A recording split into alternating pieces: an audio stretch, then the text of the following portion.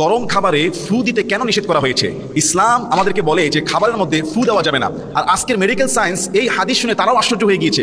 ১৫০০ বছর আগে রাসূলুল্লাহ সাল্লাল্লাহু আলাইহি ওয়াসাল্লাম কেন তিনি বললেন যে কেউ যেন পান পাত্রে ফু না দেয় এবং সেখানে যেন নিঃশ্বাস না ফেলে। আল্লাহু আকবার! আপনি শুনে আশ্চর্য হয়ে যাবেন। অনেক সময় আমরা যখন গরম ভাত তাড়াতাড়ি খেতে গিয়ে ঠান্ডা করার জন্য ফু দেই। অনেকে গরম চা তার অভ্যাসে হয়ে গিয়েছে, গরম চাতে একেবারে ধোঁয়া উঠছে সেখানে ফু দিয়ে ঠান্ডা করে।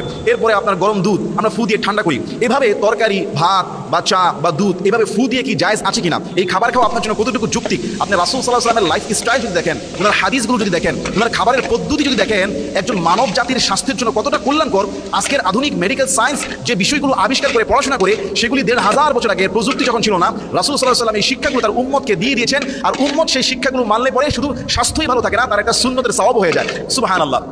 হাদিসের মধ্যে এসেছে রাসূল সাল্লাল্লাহু আলাইহি ওয়াসাল্লাম তিনি বলেছেন কেউ যেন পান পাত্রের মধ্যে ফু না দেয়, নিঃশ্বাস না ফেলে। এমনকি আল্লাহর হাবিব সাল্লাল্লাহু আলাইহি ওয়াসাল্লাম তিনিও যখন পানি খেতেন, পান করতেন, তখন তিনি ৩ শ্বাসে ১ গ্লাস পান করতেন। রাসূল সাল্লাল্লাহু আলাইহি ওয়াসাল্লাম বলতেন যে এভাবে খেলে তৃপ্তি বেশি পাওয়া যায়, এটা হজম হয় এবং এটা আরামদায়ক। আর দেখুন বর্তমান মেডিকেল সায়েন্স তারাও বলছে যদি